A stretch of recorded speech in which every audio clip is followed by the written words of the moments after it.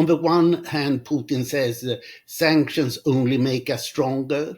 And then he says immediately afterwards, please end the sanctions, which of course is completely contradictory. So the sanctions are biting. And my argument is that they take away 2 to 3% of growth each year. And what I particularly focus on is the financial sanctions. Russia is running out of financial reserves. It has now about $40 billion of liquid reserves available, and that will run out sometime in a year's time, approximately. Hello and welcome to Frontline for Times Radio with me, Kate Gerbeau. And this time we are talking to a former diplomat and leading specialist on East European economies, especially Russia and Ukraine. Anders Aslund is a senior fellow at the Stockholm Free World Forum, a former fellow at the Atlantic Council. He was an advisor to the Russian government between 1991 and 1994, and the Ukrainian government between 1994 and 1997. And he's written many books, including Ukraine, What Went Wrong and How to Fix It, and Russia's Crony Capitalism, the Path from Market Economy to Kleptocracy. Anders, great to have you on Frontline. Thank you for joining us. Thank you. In an article this month, you set out your assessment of Russia's war economy. Its days are numbered is even in the title of that article. Before we get into the detail, can you just give us an overview of the general understanding by commentators of the Russian economy and the challenges it faces? My understanding, which is the statistics, is that the Russian economy has grown by 1% a year since 2014. And when Russia started its war against Ukraine and the Western sanctions started. And you see a big difference now in understanding of the Russian economy. We have an official growth rate of 3.6% for last year. I think that is bunk. It's incorrect. And the reason is that when you look, where does the growth come? It comes entirely from the military and related sectors. And what is the military sector? It's state enterprises that are selling to the state, and they set their own prices. So I think that we have a hidden inflation there of 2-3% each year. So therefore, what we are seeing is not a grand growth, but near stagnation in the Russian economy. And then we have a massive reallocation of resources to the military. This is at best stagnant, but probably not sustainable. So you obviously have a great understanding and an analysis of the economy. And if you compare it to the kind of things that you read out there and the general understanding, how accurate is it when you look at other analysts and what they're saying? Well, they're taking the official statistics as the face value. And previously that has been accurate to do so. But now the Russian Ministry of Economy has control over the statistical office, and they can do whatever they want. And previously they were quite accurate. Now we have no reason to believe that they are accurate. And you can see strange things that Russia has now an inflation of 9%, but they have a central bank interest rate of 19%. A real interest rate of 10% is completely abnormal. And I would argue that we have 2-3% hidden inflation that explains these numbers. When the reality is so different to the actual truth, what do you think the Kremlin wants the world to believe? Well, you hear two things from the Kremlin all the time. On the one hand, Putin says sanctions only make us stronger. And then he says immediately afterwards, please end the sanctions, which of course is completely contradictory. So the sanctions are biting. And my argument is that they take away 2 to 3% of growth each year. And what I particularly focus on is the financial sanctions. Russia is running out of financial reserves. It has now about $40 billion of liquid reserves available. and that will run out sometime in a year's time, approximately. How is this actually being felt inside Russia itself? Strangely, very little. What is happening now, both in Ukraine and Russia, is that you don't really see a war economy. Everything is available in the shops. There are no price controls. Inflation is a bit higher than before, but not remarkably so. So life goes on. Everything is available in the shops. Restaurants and cafes are working as before. So the strange thing is that it isn't felt. What I hear from my Ukrainian friends, that is that the only thing that really makes the Russians react, that's when they don't have electricity. So therefore the Ukrainians have bombed a lot of power stations in Russia, because then people get upset. If you take now in the summer, if they didn't have air conditioning in the south, that's tough. If they can't get elevators functioning in the high-rise building, that's also unpleasant. So these are the things that disturb people, not that the economy is not growing. You mentioned sanctions. They've been in place since 2014 and have been tightened since 2022. How effective have they been? And what do you think has been most effective? Most effective so far has been that Russia cannot borrow anything abroad. Its foreign debt has fallen by more than half since 2013. And Russia cannot borrow money, for example, from China. The Chinese are very afraid of lending money to Russia, because then they would become subject to US sanctions. And this means that Russia has to live on its own resources. And thanks to the West, having frozen $300 billion of Russian central bank reserves, these assets are not available for the Russian government. So they only have what they have at home at the National Welfare Fund, and that is running out.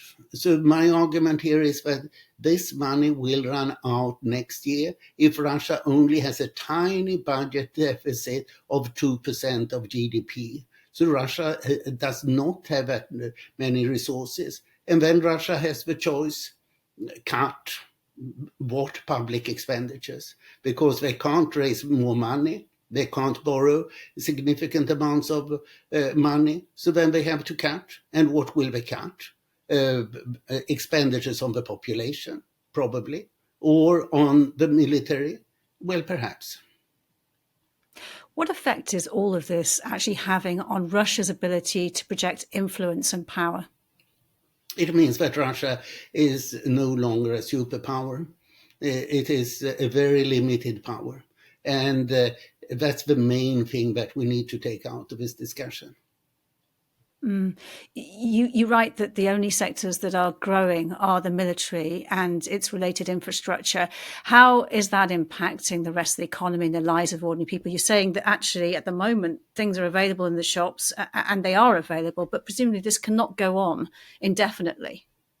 No, we are seeing, for example, all production of Western cars has stopped in Russia.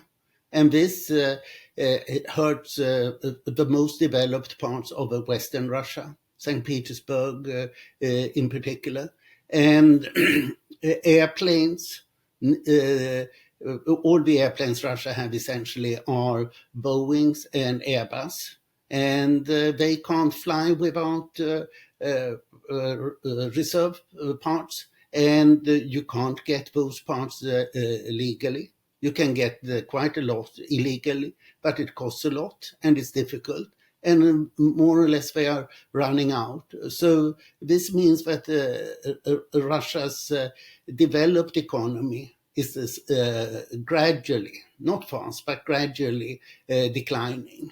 And this will hurt the economic growth. And we are seeing about 1 million well-educated young Russians, mainly 20 and 30-year-old people, have left Russia, mainly in 2022, because they were afraid of mobilization. And these were most of all software engineers that are now fleeing, for example, to the United States, but basically to everywhere where they can get a work permit. These are highly qualified, sensible young people. If Putin tries to mobilize again, he will encounter a similar thing. So therefore, Putin is now trying to entice young Russian men to go to the military for very high signing bonuses. So in Moscow and St. Petersburg, a young Russian man can get $60,000 just for signing up for the military, which shows how desperate the situation is. So you have three big checks on the Russian economy. First, the finances that I've emphasized. Second, the technology, because the technology controls from the West are functioning and they are getting tougher and tougher. And the third is demography. People don't want to fight for Putin.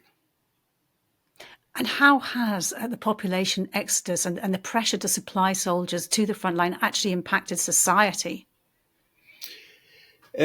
Here, it's strange that there is not more reaction. Probably 200,000 Russian young men have died on the front in Ukraine, and probably at least 400,000 have been injured, perhaps more. And we see very little of public reaction because the Russian repression is so hard.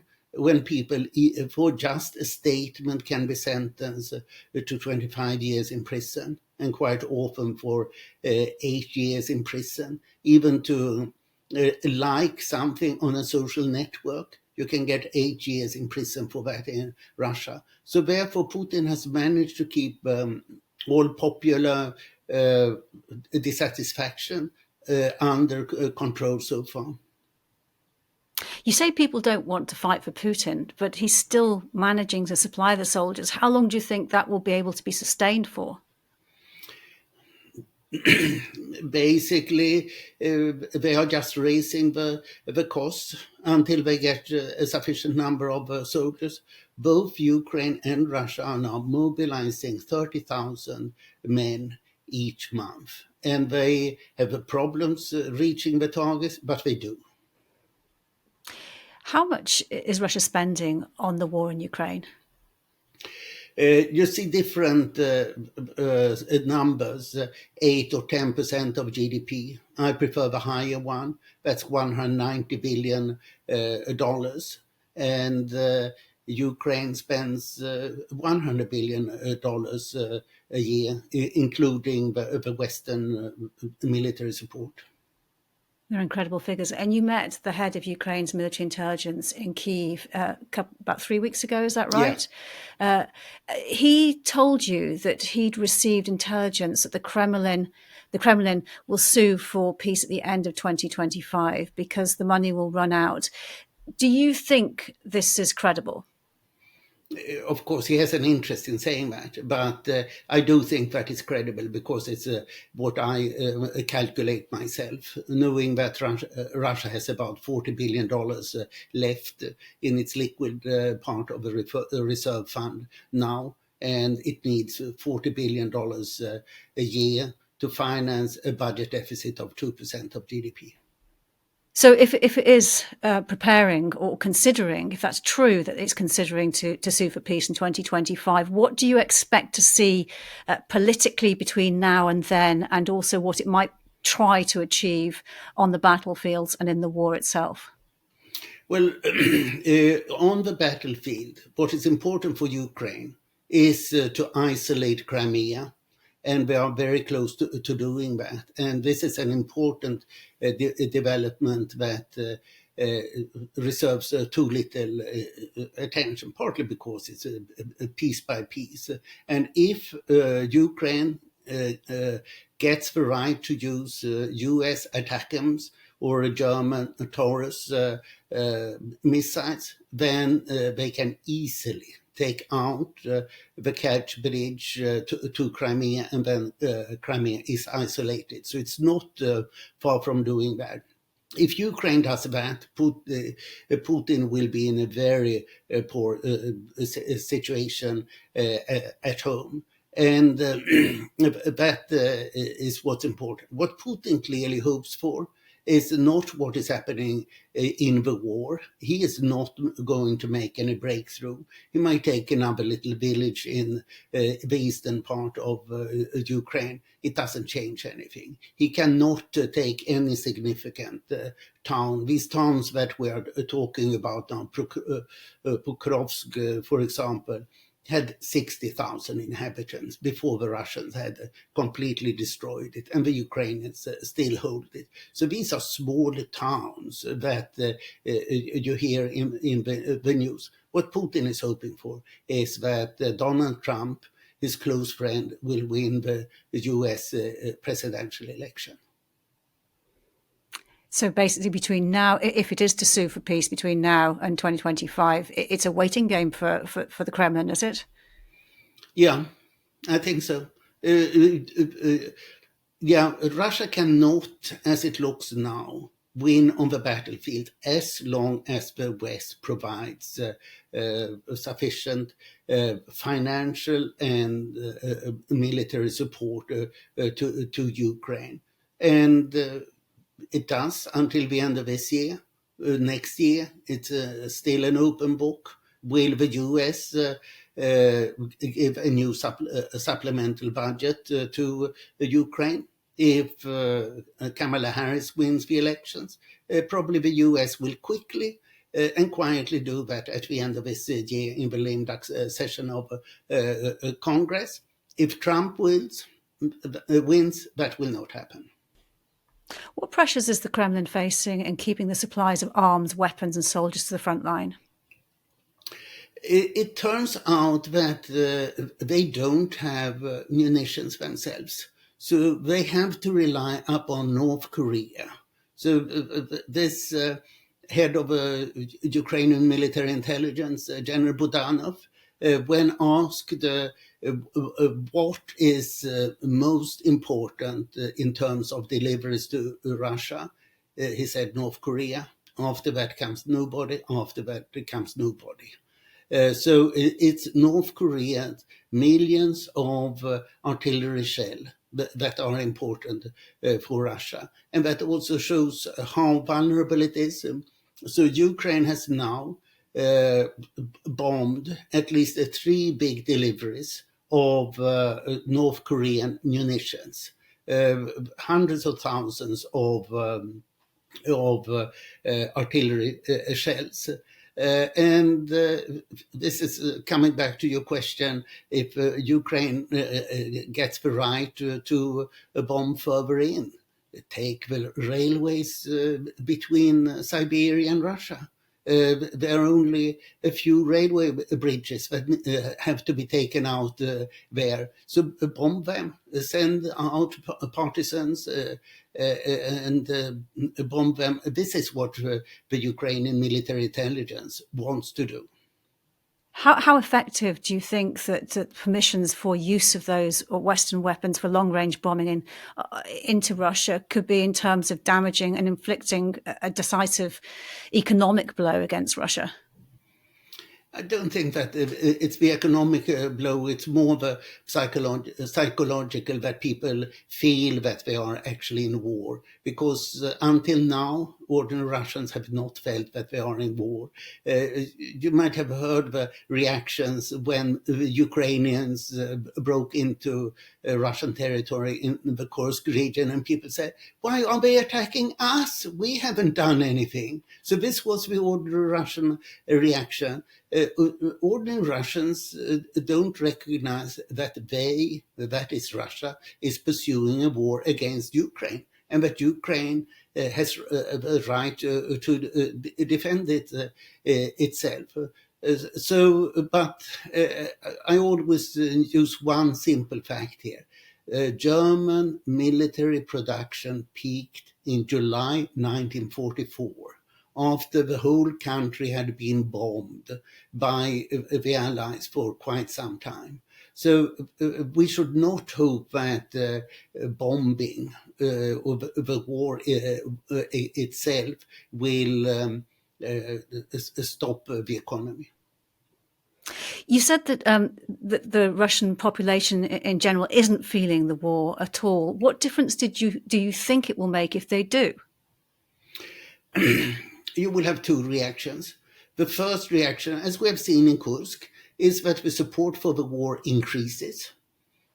I was at Oxford when the Falklands War started, and I was amazed to see all the British students immediately standing up and supported this war that nobody had thought of even as a possibility just before. This is the normal reaction of any nation. But then you get people who say, what are we actually doing? This doesn't make sense.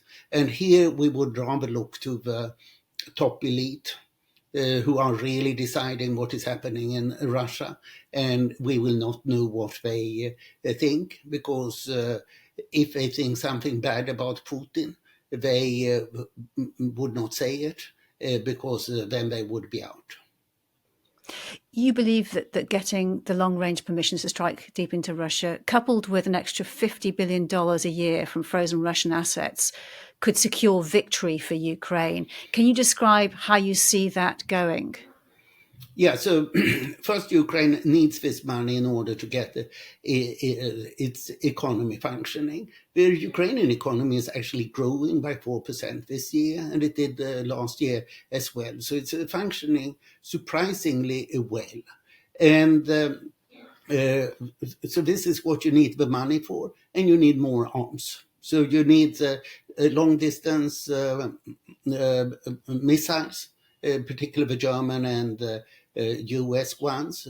The British Storm Shadow are very useful, but they are not as long distance as the American and the German missiles. And then to cut off Crimea, I think that Crimea is central for Ukrainian victory. And for Russian victory, it would be to wear Ukraine down, a war of attrition leading to some coup or government change in Ukraine. And it would be a very humiliating war. When I was in Kiev now 3 weeks ago, a typical line was that time is ending, we are dying quite fast, or victory, or not to be. These are the choices the Ukrainians say. So it's nobody who says we should stop fighting and negotiate. It's rather that if we stop fighting, then we are dead. Are you able to tell us a bit more about what you did in Kyiv and what the purpose of your visit was? I was there for an annual conference, that Yalta European Strategy Conference, with about 200-300 people, that is organized by Viktor Pinchuk, one of the biggest Ukrainian businessmen, and he has done this for 20 years now. So I go to that every year, and he always have a president, prime minister, and half the cabinet participating, and a lot of interesting Ukrainians and foreigners. And how was the atmosphere? How was the mood, and what did you take away from it? If I would use one word, embittered. So another quote was, why are only Ukrainians fighting if we are fighting for freedom and democracy? Why are we alone? And people are very irritated that they are not allowed to attack Russian military targets everywhere. But at the same time, they don't see any way out but to continue fighting. So while people are ever sadder, they are also feeling that there's no other way out. But one thing, there are now 50,000 Ukrainians that have lost arms or legs.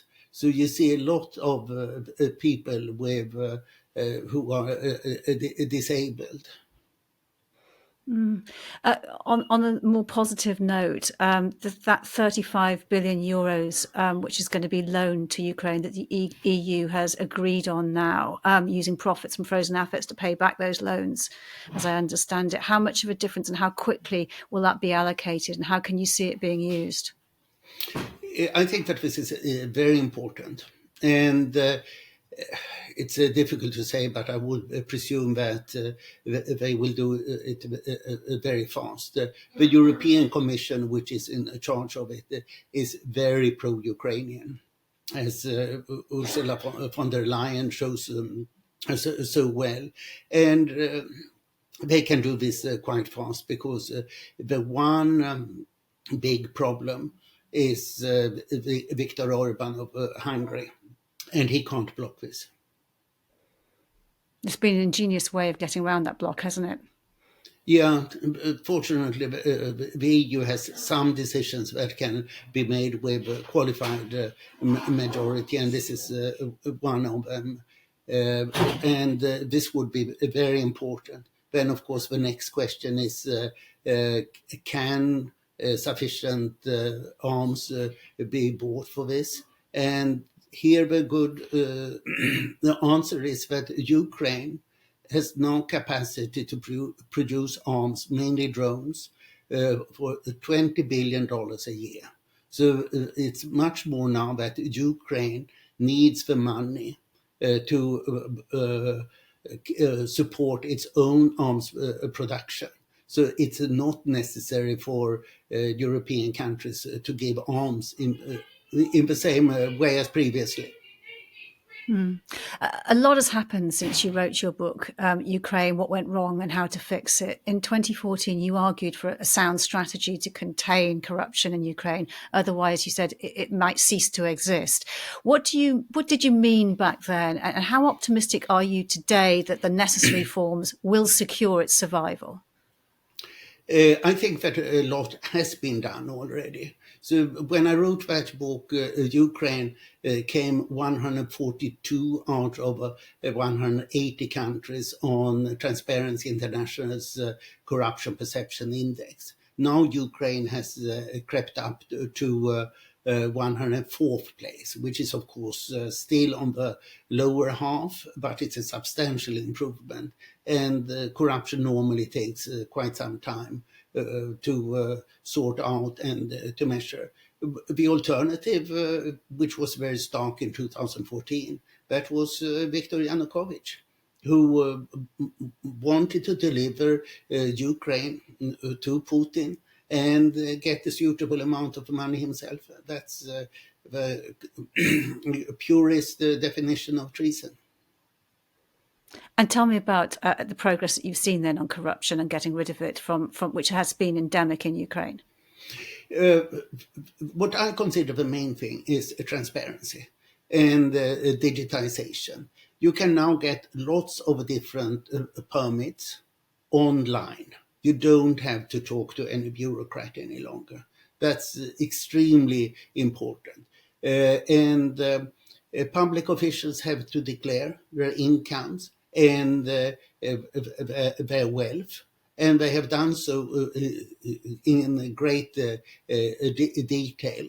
Then it is a number of institutions that have been set up in order to fight anti-corruption, a special anti-corruption police, special anti-corruption prosecutor, special anti-corruption court, and an agency that sorts out different roles in order to reduce corruption. So a lot has been done.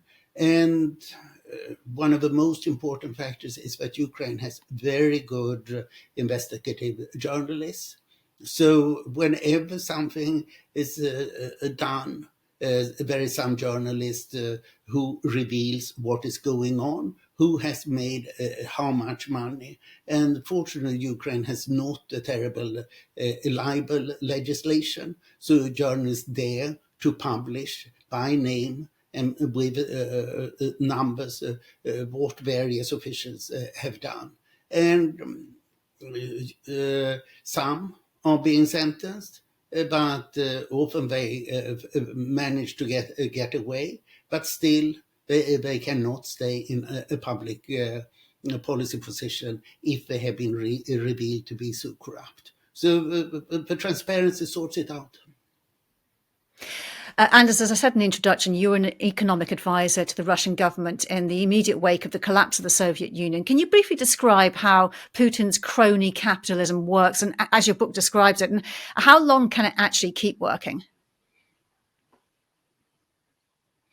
Well, Putin has completely changed the system. What we were trying to build in the early 90s, it was a normal market economy and with private ownership. What was missing was the political democracy. That was not our work. All the reformers were economists. And the legal system was also missing because there were no lawyers who were reformers. So what Putin has done is that he has taken control over the state companies, and he has renationalized substantially, and more importantly, he has moved a lot of assets to his close friends. And we can presume that Putin is approximately half owner of most of these companies.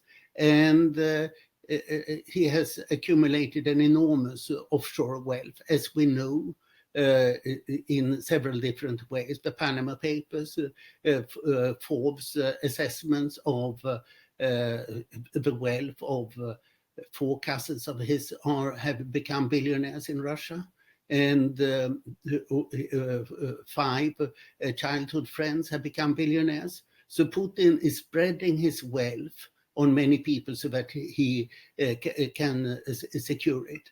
And the money is basically coming from state companies, most of all from one company, Gazprom, the state-controlled gas giant.